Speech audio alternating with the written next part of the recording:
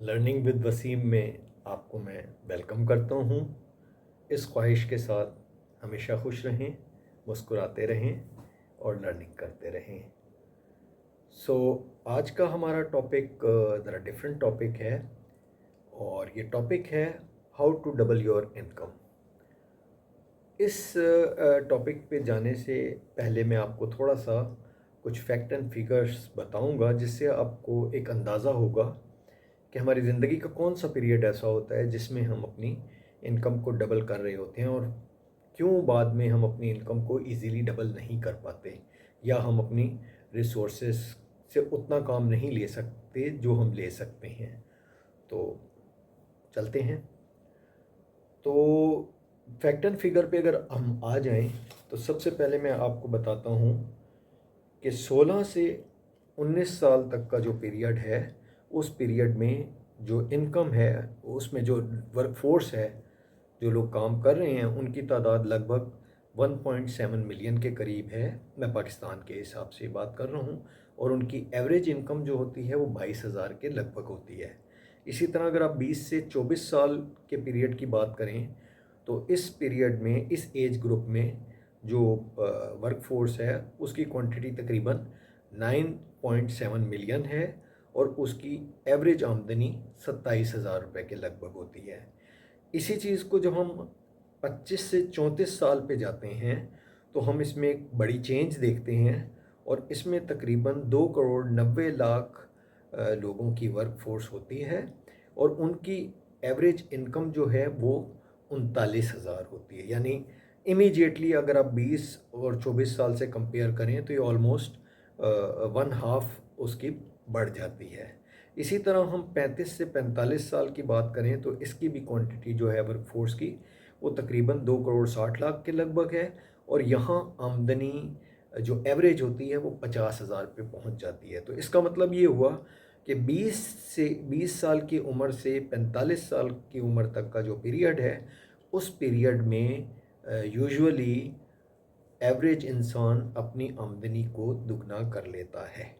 क्योंकि 20 साल की उम्र में, जिस तरह मैंने पहले अर्ज़ किया था, कि तकरीबन 25 से 27,000 रुपये उसकी मंथली एवरेज इनकम होती है और 35 से 45 साल में वो इनकम बढ़ के 50,000 तक पहुंच जाती है। यहाँ जो इंटरेस्टिंग फैक्टर है वो ये है कि 45 से 54 साल तक की उम्र में तकरीबन 2 करोड़ 50 लाख लोगों की वर्कफोर्स होती है और अगेन उनकी इनकम जो होती है वो 50,000 की एवरेज में होती है।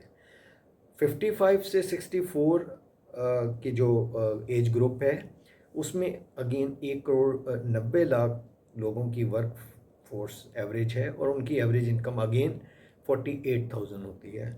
और 65 प्लस की अगर आप देखें तो तकरीबन 41 लाख लोग जो हैं वो इसमें इन्वॉल्व होते हैं, वर्क फोर्स इनकी होती है और अगेन उनकी इनकम भी 46 से 47,000 पर मंथ होती है। तो अब आपने थोड़ा सा इसको जज करना है तो आपको अंदाज़ा होगा कि 20 साल से 45 साल की एज का पीरियड ऐसा पीरियड है जिसमें नॉर्मली काफ़ी लोग अपनी इनकम को डबल कर लेते हैं।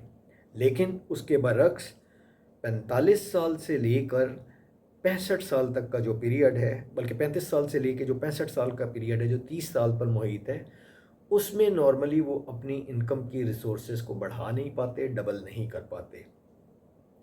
अब हम इसके दूसरे एंगल पे आ जाते हैं और हम टॉप 1% इन्हीं एज ग्रुप के देख लेते हैं कि उनकी इनकम का रेशो क्या होता है। तो वहाँ आप देखेंगे कि जो 25 की एज का ग्रुप है, जो टॉप 1% कमाने वाले हैं, उसमें 25 की जो एज ग्रुप है उनकी क्वांटिटी जो है वो वर्क फोर्स की 160 के 160,000 1,60,000 के लगभग है और उनकी एवरेज इनकम 80,000 रुपये है पर मंथ। 30 साल में 2 लाख के लगभग लोग हैं और उनकी एवरेज इनकम 4 लाख है।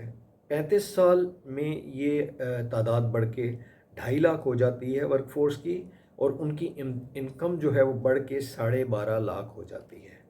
और 40 साल की उम्र में जब हम देखेंगे तो वहाँ 3,20,000 के करीब वर्कफोर्स होती है और उनकी इनकम 32 लाख हो जाती है। इसी तरह अगर हम 50 साल में देखें तो उनकी तादाद तकरीबन 4,20,000 के करीब बनती है एवरेज, और उनकी आमदनी बढ़ के 70 लाख हो जाती है।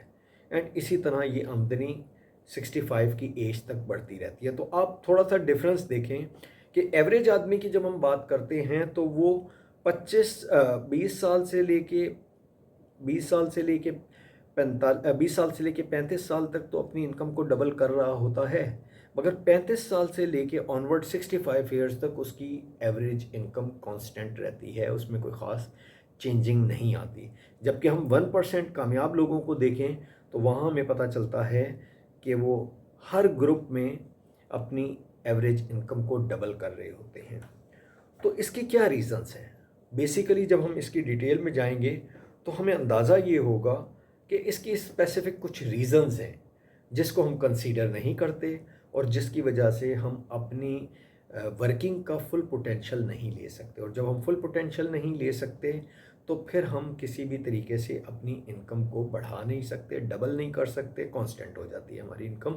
ये वो पॉइंट है जो मैं आपसे शेयर करना चाहता हूँ। आप किसी स्टेज पे भी हों, आप किसी लाइन में भी हों, आप किसी जॉब में भी हों, आप किसी बिज़नेस में भी हों, जब तक आप अपनी इन चीज़ों को मद्देनज़र नहीं रखेंगे जो मैं भी आपके साथ डिस्कस करने वाला हूँ, उस वक्त तक आप अपनी इनकम को डबल नहीं कर सकेंगे। अब इसमें पहला पॉइंट जो है वो ये है कि रिक्रिएट योरसेल्फ। ठीक है, देखें, आपको अपनी इनकम डबल करने के लिए हमेशा क्रिएटिव आइडियाज़ के साथ अपने आप को रिक्रिएट करना पड़ता है।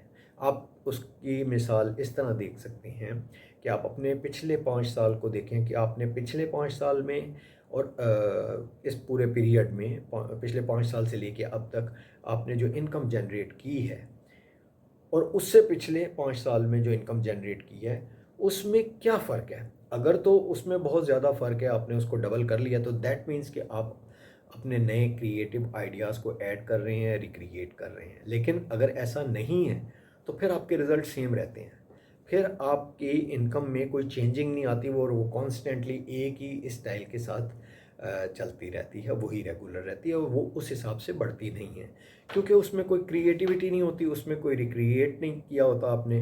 रिक्रिएट करने के लिए ज़रूरी है कि आप हमेशा नई से नई चीज़ की तलाश करें, उस पर वर्किंग करें, रिसर्च करें, अपनी गलतियों को दूर करें, हार्ड वर्किंग करें, ताकि आप अपने आप को रिक्रिएट कर सकें। अब आप आ जाते हैं इसके दूसरे पॉइंट पे। दूसरा पॉइंट जो है बेसिकली उसको हम कहते हैं पीयर प्रेशर। होता क्या है, जब आप 20 साल से 35 साल की एज में होते हैं तो आप पीयर प्रेशर जो लेते हैं वो बड़ा पॉजिटिव होता है। वो किस तरह पॉजिटिव होता है? आपका एक दोस्त कामयाब होता है किसी फील्ड में, तो आप कहते हैं कि मैंने भी ये चीज़ करनी है, मैं भी इसमें कामयाब हूँ। अगर वो आगे जा रहा होता है तो आप कहते हैं कि मैं भी इस तरह कर सकता हूँ। अगर वो ज़्यादा कमा रहा होता है, ज़्यादा सक्सेसफुल हो रहा होता है, तो आप वो वेज़ ढूँढते हैं। इवन आप अपनी एक्सरसाइज, आप अपनी एजुकेशन, आप हर चीज़ में उसके साथ कंपेयर करते हैं अपने आप को, और एक प्रेशर लेते हैं। उस प्रेशर लेने का फ़ायदा ये होता है कि आपका ब्रेन आपको गाइड करता है कि आपने किस तरह वर्क करना है, और फिर आप उस पर हार्ड वर्क करते हैं, और उसका रिज़ल्ट ये होता है कि वो जो 20 साल से लेके जो 35 साल तक का पीरियड होता है, उस पीरियड में आपकी जो अर्निंग होती है वो डबल होती रहती है। लेकिन जहाँ 45 ईयर्स से लेके 65 तक एक एवरेज आदमी की इनकम डबल ना होने का ताल्लुक है, उसकी एक रीज़न ये है कि वो नेगेटिव पीयर प्रेशर लेना शुरू कर देता है। फॉर इंस्टेंस होता क्या है कि आप कंपेयर करते हैं और आप कहते हैं कि भाई ये सारी चीज़ें तो अब मैंने ले भी ली तो मेरे क्या फ़र्क पड़ेगा, अगर मेरे पास ये गाड़ी है और मैंने इससे बेहतर गाड़ी ले ली तो मुझे क्या फ़र्क पड़ेगा। या अगर आप उसको कंपेयर करते हैं तो आप कहते हैं कि उसको ये प्रॉब्लम्स हो गई हैं, वो इतना बीमार रहता है, उसके दूसरे फैमिली के प्रॉब्लम्स हो गए हैं, और there are so many things. वो आप कंपेयर करके उसकी नेगेटिव चीज़ों को आप उठाते हैं और आप कहते हैं कि इसका क्या फ़ायदा होगा, अगर मैं भी इतनी मेहनत करूँगा और मैंने इतनी इनकम जनरेट कर भी ली, या मैं इतना कामयाब हो भी गया, तो एट द एंड मुझे क्या मिलेगा। सो आपका जो पीयर प्रेशर होता है वो नेगेटिव हो जाता है। आपको कोई ख़ास फ़र्क नहीं पड़ रहा होता कि आपका दोस्त जो है वो आपसे बहुत आगे जा रहा होता है, तो आप कहते हैं ओके यार, उसकी लक ही ऐसी थी कि वो आगे चला गया। तो तो ये वो चीज़ है जो आपको आगे बढ़ने से रोक देती है और आप आगे बढ़ नहीं पाते। सो हमेशा याद रखें कि पीयर प्रेशर को आपने उसी तरह लेके चलना है जिस तरह आप अपनी यंग एज में या 20 से 40 की एज में लेके चल रहे थे, उसी तरह आपने अपने पेयर प्रेशर को पॉजिटिव रखना है। क्योंकि जब भी आप पॉजिटिव कंपटीशन करेंगे, पॉजिटिव प्रेशर रखेंगे, तो ये पॉजिटिव प्रेशर आपको आगे बढ़ने में मदद देगा। अब आ जाते हैं हम इसके नेक्स्ट पॉइंट के ऊपर। नेक्स्ट पॉइंट जो है वो है death, losing interest, losing everything and entertainment, wedding, divorce etcetera. तो इसकी मैं डिटेल में जाता हूँ। होता ये है कि जब हम 45 से 65 के पीरियड में होते हैं तो वहाँ कोई भी एक ऐसा वाक़या जिसमें हमारे किसी क्लोज़ फ्रेंड की या हमारे किसी दोस्त की कोई ऐसी नाकामी जिसमें उसने अपनी हर चीज़ लूज़ कर दी हो, वो हमारे सामने आती है, तो हम उससे थोड़ा सा दिल बर्दाश्त हो जाते हैं। हम ये कहते हैं कि यार उसने इतनी मेहनत की थी, उसने 30 सालों में मेहनत करके एक एम्पायर खड़ी की थी, या एक सक्सेसफुल आदमी बन गया था, या एक बेहतरीन बिजनेस उसने स्टैंड कर लिया था, एंड देन वो एक छोटी सी गलती की वजह से वो सब कुछ लूज़ कर बैठा।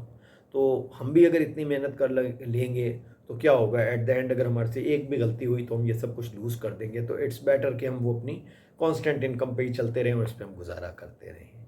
इसी तरह दूसरी चीज़ जो एक मेजर इम्पैक्ट आता है वो ये आता है कि हमारा कोई भी ऐसा फ्रेंड या कोई भी ऐसा दोस्त या कोई भी क्लोज फ्रेंड जिसका अचानक कोई डेथ हो जाए, तो वो एक ऐसा मौका होता है कि जो उसके जो कोलीग्स होते हैं, जो जो उसके एज ग्रुप होते हैं, वो अपने आप को एक अनसिक्योर फीलिंग में महसूस करते हैं। वो कहते हैं, सोचते हैं कि इसने इतनी कामयाबियां हासिल की, ये इतना आगे गया, बट अब अचानक डेथ की वजह से तो ये सारी चीज़ें इसके लिए यूज़लेस हो गई हैं और इसको क्या फ़ायदा हुआ।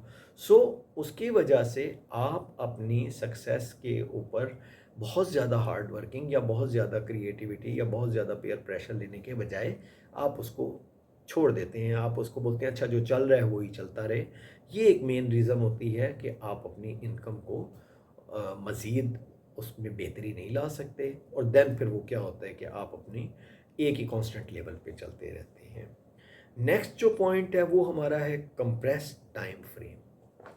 देखें, कभी आपने गौर किया है कि एवरेज आदमी जो काम 3 दिन में करता है, अगर वो आप 2 दिन में कर लें और 1 दिन बचा लें, तो इसका कितना फ़र्क पड़ेगा, और इसका महीने में कितना फ़र्क पड़ेगा, और इसका साल में कितना फ़र्क पड़ेगा।